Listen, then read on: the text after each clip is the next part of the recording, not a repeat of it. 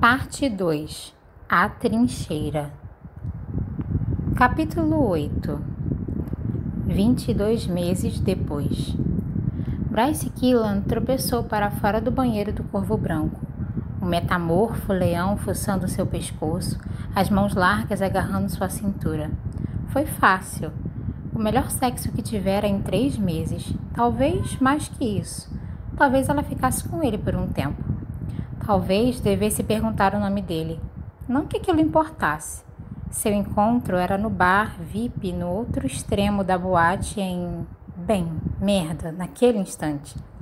A batida da música reverberava em seus ossos, ecoando dos pilares entalhados, um incessante chamado que Bryce negou, como fizera todos os dias dos últimos 2 anos.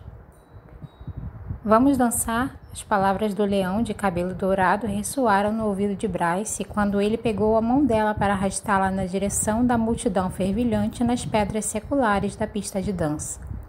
Ela fincou os pés com toda a firmeza que os saltos de 10 centímetros permitiam. Não, obrigada, tenho uma reunião de negócios. Não era mentira, mas ela o teria dispensado de qualquer forma. Os cantos da boca do leão se ergueram enquanto ele estudava o vestido preto de Bryce, curto como o pecado, as pernas nuas que lhe haviam enlaçado à cintura alguns momentos antes. Que Urd a ajudasse, as maçãs daquele rosto eram irreais, assim como os olhos dourados que se estreitavam divertidos. Você sempre se veste assim para reuniões de negócios?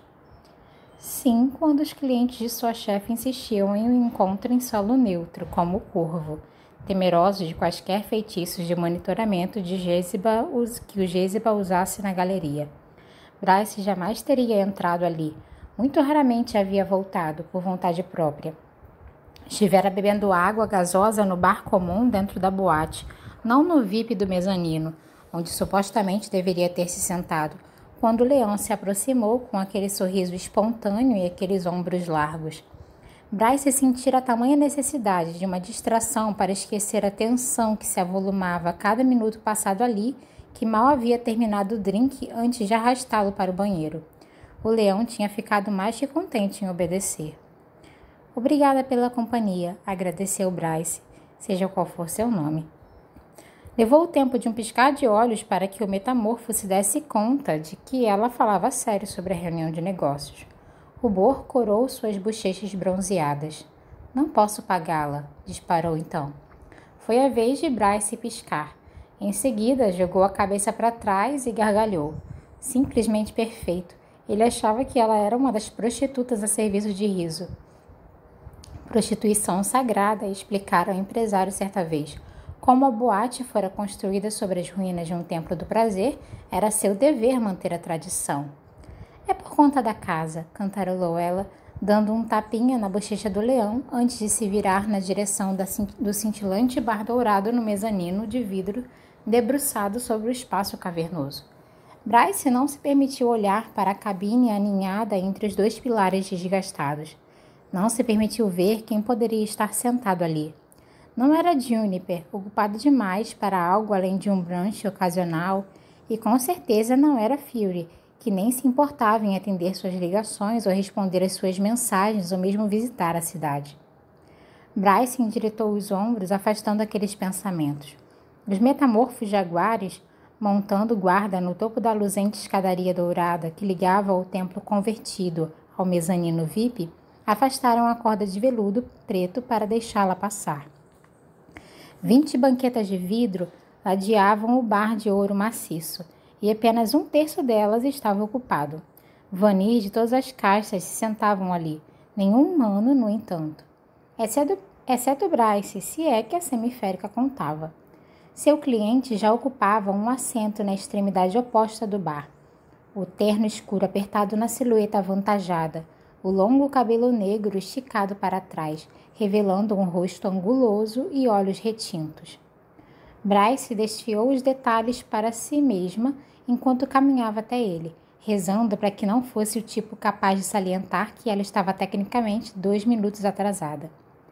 Maximus Tertian, vampiro 200 anos, solteiro e sem parceiros, filho de Lord Cedrian, o mais rico e mais monstruoso dos vampiros pangeranos, se havia alguma verdade nos boatos.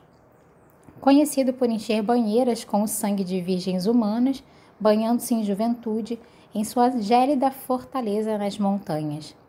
Nada de grande valia. Bryce estampou um sorriso no rosto e se apossou do banco ao lado dele, pedindo uma água com gás ao barman. Sr. Tertian, disse ela à guisa de cumprimento, estendendo a mão. O sorriso do vampiro era tão sedutor que Bryce tinha certeza que 10.000 calcinhas haviam entrado em combustão espontânea com aquela visão ao longo dos séculos.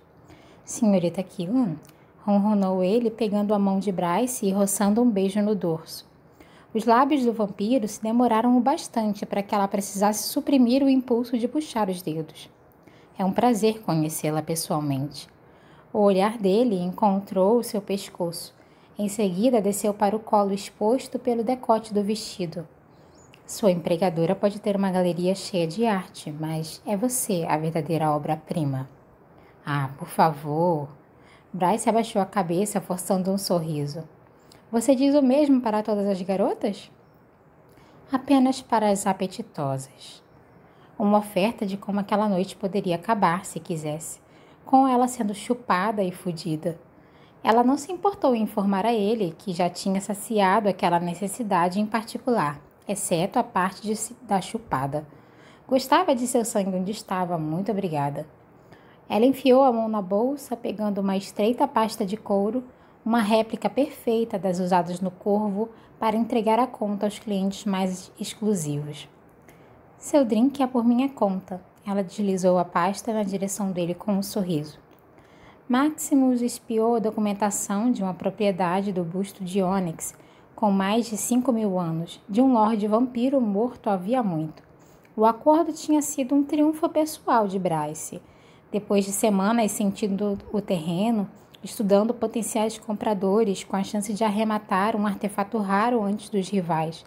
Havia observado Maximus e, durante as intermináveis conversas telefônicas e mensagens, ela o enganara direitinho, aproveitando-se de seu ódio pelos outros lordes vampiros, seu ego frágil, sua insuportável arrogância.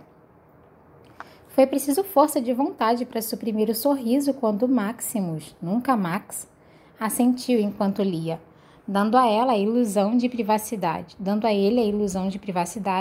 Bryce girou no banco para observar a boate fervilhante abaixo. Um grupo de jovens fêmeas enfeitadas com halos luminosos feitos de bastões de Primalux dançava perto de um pilar, rindo e cantando e compartilhando uma garrafa de espumante. Bryce sentiu um aperto no peito. No passado, havia planejado fazer sua festa da descida no Corvo. Havia planejado ser tão vulgar quanto aquelas fêmeas, festejando com os amigos desde o momento que emergisse da ascensão até desmaiar ou ser jogada na sarjeta. Com sinceridade, a festa era no que queria se concentrar, no que a maioria das pessoas se concentrava, em vez de no puro horror do ritual da descida por si só. Mas era um rito necessário, porque a rede de energia era alimentada pela luz pura e íntegra emitida por cada vanir ao mergulhar. E apenas durante a descida o lampejo da Primalux surgia, magia crua, bruta, podia curar e destruir, e qualquer coisa entre os dois. Capturada e engarrafada, a Primalux era sempre usada nas curas, mas o restante era enviado para as usinas de energia a fim de abastecer lâmpadas e carros e máquinas de tecnologia. Uma parte era usada em feitiços e outra reservada para qualquer merda secreta orquestrada pela República. A doação de Primalux por cada cidadão era um elemento chave da descida, parte do motivo pelo qual o ritual sempre era feito em uma instalação governamental, uma sala esterilizada onde a luz da pessoa em meio ao mergulho era coletada durante a transição para a imortalidade e o verdadeiro poder. Tudo rastreado pelo sistema eleusiano, capaz de monitorar cada movimento através das vibrações da magia do mundo. De fato, às vezes familiares assistiam a tudo de uma sala vizinha. A descida era a parte fácil, cair dentro do próprio poder. Mas, uma vez que se chegava ao fundo, o corpo mortal morria e então começava a contagem regressiva.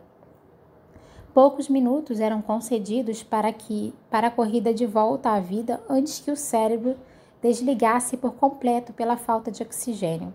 6 minutos para começar a percorrer uma pista psíquica ao longo do cerne do próprio poder, uma única tentativa desesperada de se lançar na direção do céu e da vida. Caso o tempo não fosse suficiente, a alternativa era cair em um infinito buraco negro e esperar a morte. Motivo pelo qual outra pessoa devia agir como âncora. Um farol, uma corda de segurança, um elástico de bungee jump que traria o companheiro de volta à vida assim que se lançasse daquela pista. Fazer a descida sozinho era morrer, chegar ao fundo do próprio poder, sentir o coração parar de bater ao atingir aquele nadir. Ninguém sabia se a alma continuava viva lá embaixo, perdida para sempre, ou se morria com o corpo deixado em vida.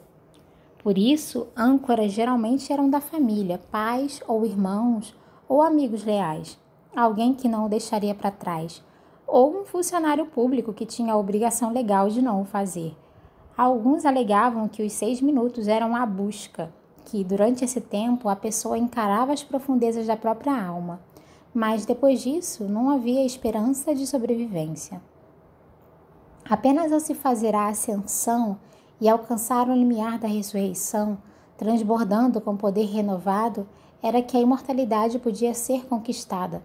O processo de envelhecimento retardado a um gotejar glacial, e o corpo tornado quase indestrutível, depois de banhado em toda aquela primalux subsequente, tão brilhante que chegaria a cegar a olho nu. E no fim de tudo, quando os sofisticados painéis de energia do centro da descida tivessem desviado a primalux, tudo o que restava como marco da ocasião era uma migalha daquela luz em uma garrafa, um belo souvenir.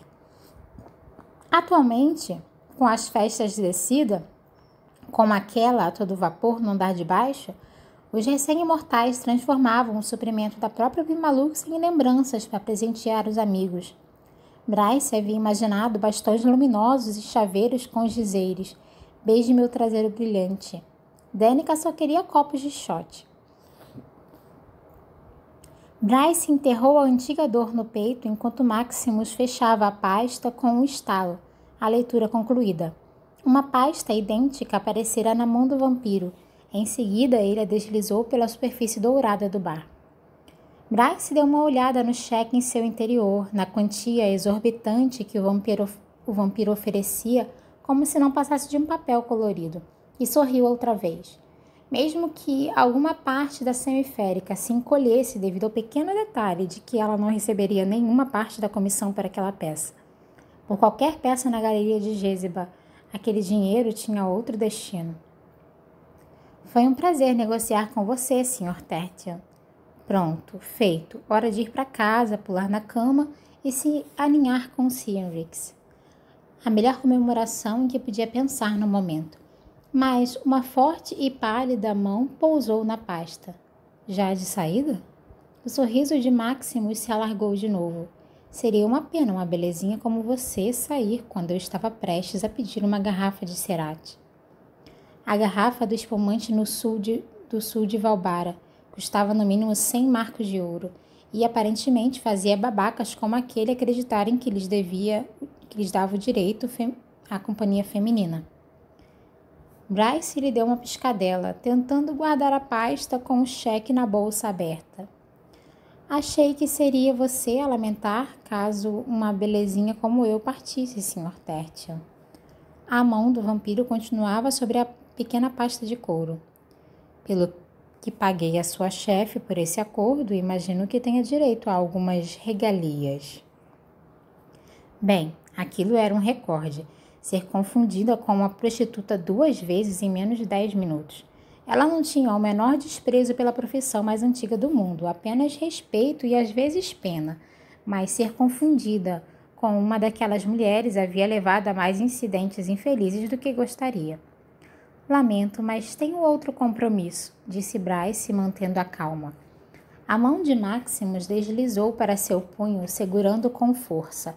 deixando claro que poderia quebrar cada osso sem pensar duas vezes. Ela se recusou a permitir que o próprio cheiro mudasse conforme o estômago se revirava. Tire as mãos de mim, por favor. Ela acrescentou as últimas palavras com uma tentativa de soar educada, em consideração a Jésiba. Mas Maximus estudou seu corpo com toda a arrogância de um macho imortal. Alguns gostam de presas difíceis, ele sorriu novamente. Por acaso sou um deles. Vou fazer valer a pena, você vai ver. Bryce sustentou seu olhar, odiando que uma parte de si quisesse recuar, que reconhecesse a ele como um predador e a ela como a presa que teria sorte de sequer conseguir correr antes de ser devorada inteira. Não, obrigada. O mezanino VIP ficou mudo.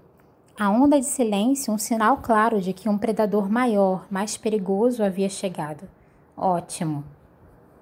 Talvez aquilo distraísse o vampiro tempo bastante para que ela recuperasse o pulso e aquele cheque. Jésiba esfolaria viva se saísse sem ele.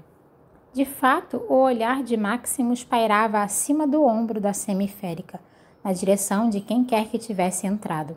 O aperto no punho de Bryce se intensificou apenas o bastante para que ela olhasse. Um macho férico caminhava até a outra ponta do bar, olhando diretamente para ela. Bryce tentou não gemer, e não do modo como gemeu com aquele leão metamorfo. O macho férico continuava a encará-la quando Maximus arreganhou os dentes, revelando os caninos alongados que tanto queria cravar em Bryce. O vampiro rosnou um aviso. Você é minha. As palavras tão guturais que ela mal conseguiu entender.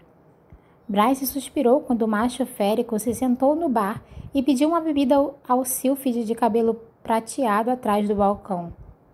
É meu primo, disse Bryce. Relaxe. O vampiro piscou. O quê? A surpresa cobrou seu preço. Os dedos do vampiro relaxaram e Bryce guardou a pasta com o cheque na bolsa conforme se afastava. Pelo menos sua herança férica lhe garantia movimentos rápidos quando necessário. Para sua informação, não curto o tipo possessivo-agressivo, ronronou por sobre o ombro indo embora. Maximus rosnou outra vez, mas havia visto quem era o primo de Bryce e não ousou segui-la. Mesmo que o mundo julgasse serem apenas parentes distantes, ninguém fudia com a família de Ron Danaan. Se soubesse que Ron era seu irmão, bem, tecnicamente meio-irmão, nenhum macho jamais se aproximaria de Bryce. Mas, por sorte, o mundo acreditava que eram primos, e ela estava feliz com o estado das coisas. Não somente por causa da identidade do pai e do segredo que tinha jurado manter havia tanto tempo. Não somente porque Ron era filho legítimo, o maldito escolhido, e ela era nada. Ron já bebericara seu uísque, os impressionantes olhos azuis fixos em Maximus, uma promessa de morte.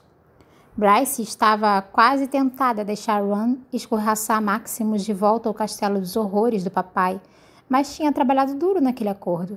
Havia convencido o idiota a pagar quase o triplo do preço pelo busto, e seria preciso apenas um telefonema de Maximus a seu banqueiro para aquele cheque em sua bolsa ganhar asas. Então, Bryce se aproximou de Ron, enfim, desviando sua atenção do vampiro.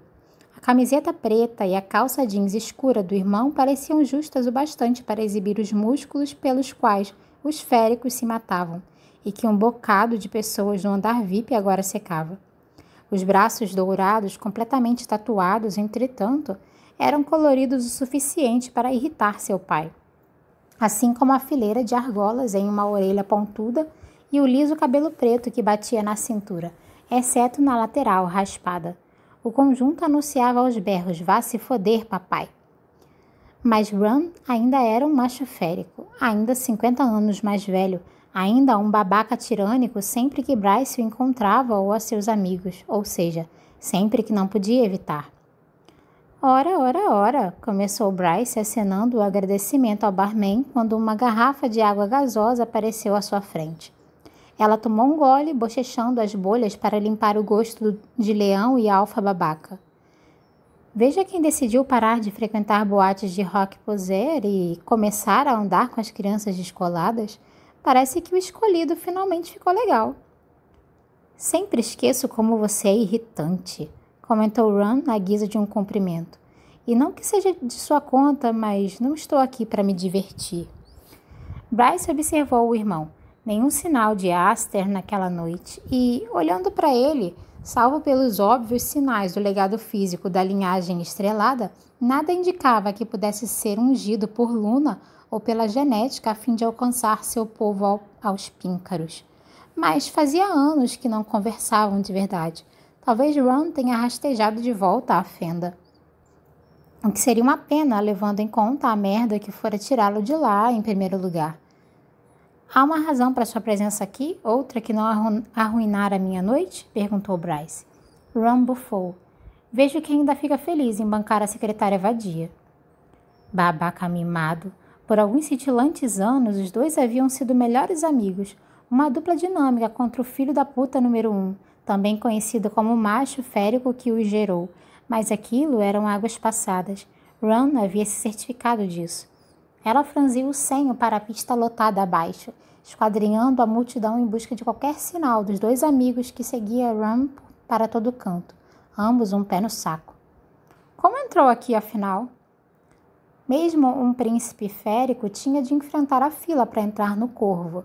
No passado, Bryce havia se deleitado em assistir a féricos snobs e babacas serem barrados. Riso é meu camarada, respondeu Ron. Ele e eu jogamos pôquer nas noites de terça. Claro que Ron havia, de algum modo, conseguido fazer amizade com o dono do Corvo. De uma rara espécie de metamorfo borboleta, o que lhe faltava em tamanho, Riso compensava com uma personalidade vibrante, sempre rindo, sempre esvoaçando pela boate e dançando sobre a multidão, alimentando-se da alegria como se fosse néctar. Mas era exigente em sua escolha de amigos. Gostava de cultivar grupos interessantes de pessoas para entretê-lo. Bryce e Danica jamais preencheram os requisitos, mas apostava que Fury participava do pôquer. Pena que a mercenária não atendesse mais as ligações de Bryce para que ela pudesse ao menos perguntar. Ron arreganhou os dentes para Maximus quando o vampiro se dirigiu aos degraus dourados. Riso me ligou há alguns minutos. Disse que você estava aqui com aquele maldito verme. Desculpe? A voz de Bryce soou aguda. Nenhuma relação com o fato de que ela muito duvidava de que o diplomático dono da boate tivesse usado aquelas palavras. Riso era mais o tipo que diria: ela está com alguém que talvez acabe com a dança, o que teria correspondido à ideia que Riso fazia do inferno. Riso não pode se dar ao luxo de expulsar Tertian, mas insinuou que o babaca estava cheio de mãos e que você precisava de ajuda. Um brilho puramente predatório iluminou os olhos do irmão. Não sabe o que o pai de Tertian faz? Bryce riu, mas sentiu que o sorriso não havia chegado a seus olhos. Nos últimos tempos, nenhum de seus sorrisos o fazia. Sei, respondeu com doçura. Ron balançou a cabeça, enojado. Bryce se inclinou para a frente e estendeu a mão para sua bebida, cada movimento controlado, mesmo que apenas com o intuito de evitar pegar a água para jogá-la no rosto do irmão. Não deveria estar em casa? Perguntou Ron. É dia de semana? Você tem de trabalhar daqui a 6 horas. Obrigada, mamãe, ironizou ela. Embora voltar para casa e tirar o sutiã soasse mesmo fantástico, ela havia acordado antes do amanhecer outra vez, ofegante e encharcada de suor, e o dia só havia piorado dali em diante. Talvez naquela noite ficasse cansado bastante para, de fato, dormir. Mas, quando Ron não deu nenhuma indicação de que estava de saída, Bryce suspirou. Desembuche.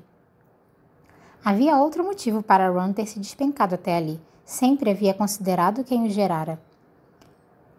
Ron tomou um gole de bebida. O rei outonal quer que seja discreta. A cimeira será daqui a pouco mais de um mês e ele quer todas as pontas soltas amarradas. O que a cimeira tem a ver comigo?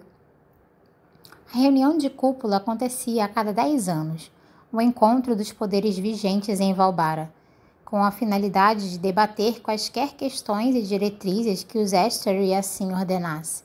Cada território da República organizava a própria cimeira, em um esquema de rodízio, de modo que havia uma anualmente, e Bryce tinha prestado atenção a exatamente 0 delas. O rei outonal exige comportamento exemplar de qualquer um associado aos féricos. Há boatos de que os Estri vão enviar alguns de seus mais estimados comandantes, e ele quer que todos nós pareçamos súditos bons e obedientes. Sinceramente, não dou a mínima a Bryce. Só recebi ordens de lhe dizer que não se meta em confusão até o fim do encontro. Quer dizer, não faça nada embaraçoso. Basicamente, disse ele tomando outro gole. E olhe, além disso, a merda engrossa durante a cimeira. Então, tome cuidado, ok? As pessoas saem da obscuridade para defender os próprios interesses. Fique atenta. Não sabia que papai se importava com minha segurança. Ele nunca o fizera. Não se importa, argumentou Ron, pressionando os lábios, a argola de prata no inferior se torcendo com o movimento. Mas vou obrigá-lo a se importar. Bryce estudou a raiva nos olhos azuis de Ron. Não era direcionada a ela. Ron ainda não entrara na linha, então não havia embarcado naquele lance de escolhido. Ela tomou outro gole de água. Desde quando ele ouve você? Bryce, apenas fique longe de confusão em todos os sentidos. Seja qual for o motivo, a cimeira é importante para o rei. Ele tem estado uma pilha, muito além de toda essa besteira de todos precisam se comportar. Ron suspirou. Não o vejo tão aborrecido há 2 anos, desde que... As palavras morreram quando ele se conteve, mas ela sabia o que ele quisera dizer. 2 anos, desde Danica e Connor. O copo nas mãos dela trincou. Calma, murmurou Ron. Calma. Bryce não conseguia parar de apertar o copo. Não conseguia conter a fúria primitiva que assomava. O pesado copo de cristal explodiu em suas mãos, salpicando de água o bar dourado. O barman deu meia volta, mas se manteve à distância. Ninguém ao redor se atreveu a olhar por mais que 1 segundo, não para o príncipe herdeiro dos féricos valbaranos. Ron segurou o rosto de Bryce com uma das mãos. Respire. Aquele horrível e inútil lado férico obedeceu à autoridade daquela ordem, o corpo seguindo o instinto incutidos em seu âmago, apesar das tentativas de ignorá-lo. Bryce inspirou, mais uma vez, um som arfado e tremido. Mas a cada inspiração, a raiva cega recuava, desvanecia. Ron sustentou seu olhar até que ela parasse de rosnar, até que pudesse enxergar com clareza. Em seguida, devagar, soltou seu rosto. Porra, Bryce! Parada sobre pernas trêmulas, Bryce ajustou a alça da bolsa no ombro, verificando se o ultrajante cheque de Maximus ainda estava ali dentro. Mensagem recebida. Vou ficar na minha e agir como uma dama até a cimeira. Ron franziu o senho e deslizou do banco com a familiar graça férica. Deixe eu acompanhá-la até sua casa. Não precisa. Além do mais, ninguém ia até o apartamento dela, que, tecnicamente, nem sequer era dela, mas aquilo não vinha ao caso. Somente a mãe, Randall e Juniper, quando eventualmente deixava o estúdio de dança. Ninguém mais tinha permissão de entrar. Era seu santuário e ela não queria nenhuma essência férica nem perto dali. Mas Ron ignorou a recusa e examinou o bar. Onde está o seu casaco? Ela rangeu os dentes. Não trouxe. A primavera mal chegou. Ela marchou por ele, desejando estar de botas em vez de saltos. Então, meu suéter de álcool vem bem a calhar, não? Uma mentira. Não havia tocado em um drink em quase 2 anos. Mas Ron não sabia, nem ninguém mais. Ele a seguiu. Você é hilária. Fico feliz que todo o dinheiro gasto em sua educação tenha servido de alguma coisa. Ela desceu a escada. Pelo menos fiz faculdade, não fiquei em casa, sentada em uma pilha de dinheiro do papai, jogando videogame com meus amigos panacas. Ron grunhiu, mas Bryce já estava entre a escada e a pista de dança. Um momento depois, abria caminho a cotoveladas pela multidão espremida entre os pilares e, em seguida, flanava pelos poucos degraus do pátio envidraçado. 2 lados ainda margeados pelas paredes de pedra originais do templo. Ia em direção às enormes portas de ferro. Não esperou para ver se Ron ainda acompanhava antes de sair, acenando para os seguranças, metade lobo, metade da Emonak, que devolveram o gesto. Eram bons rapazes. Anos antes, em noites intensas, sempre se asseguravam de que Bryce conseguisse um táxi e de que o motorista entendesse perfeitamente o que aconteceria se ela não chegasse em casa sem um arranhão. Percorreu um quarteirão antes de pressentir a aproximação de Ron, uma tempestade de mau humor às suas costas. Não perto o bastante para que alguém pensasse que eram um casal, mas quase o bastante para que seus sentidos fossem bombardeados pelo perfume e pela irritação de Ron. Pelo menos aquilo mantinha predadores em potencial à distância. Quando Bryce chegou ao saguão de mármore e vidro de seu prédio, Maureen, um metamorfo ursino na recepção, liberou sua entrada com uma cena amigável. Hesitante, a mão na porta de vidro, Bryce olhou por cima do ombro para Ron, apoiado em um poste pintado de preto. Ele ergueu a mão em um gesto de adeus, ou o arremedo de um. Ela o ignorou e entrou no prédio.